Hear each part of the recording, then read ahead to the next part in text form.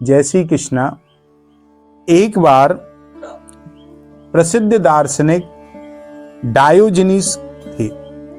उनका स्वभाव जो था बड़ा विचित्र था, इसलिए जो उनके मित्र थे, लोग थे, उन्हें सनकी भी कहते थे थोड़ा सा। उनके जीवन के अंतिम समय पर वो बड़े रोगी होने लगे। जीवन का अंतिम समय था। एक मित्र उनके पास खड़े हुए थे। उन्होंने अपने मित्र से कहा, भाई क्या तुम मेरी अंतिम इच्छा पूरी कर सकते हो? उनके मित्र ने कहा, अवश्य, क्यों नहीं, बताओ क्या तुम्हारी अंतिम इच्छा है, मैं अवश्य पूरी करूंगा।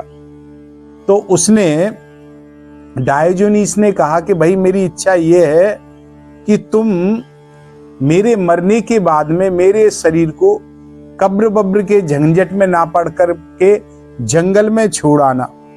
अब उसने सुना तो उसने कहा, अरे ये क्या बोल रहा है, लगता है इसका कोई दिमाग में उन्माद आ गया है।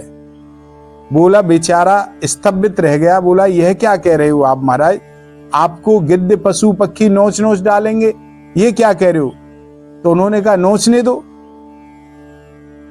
उन्हें उसकी चिंता मुझे क्यों हो, मैं क्यों उसकी चिंता करूं अगर वो नोचते हैं। तुम एक काम करना, उस शरीर के पास में एक लकड़ी गाड़ आना।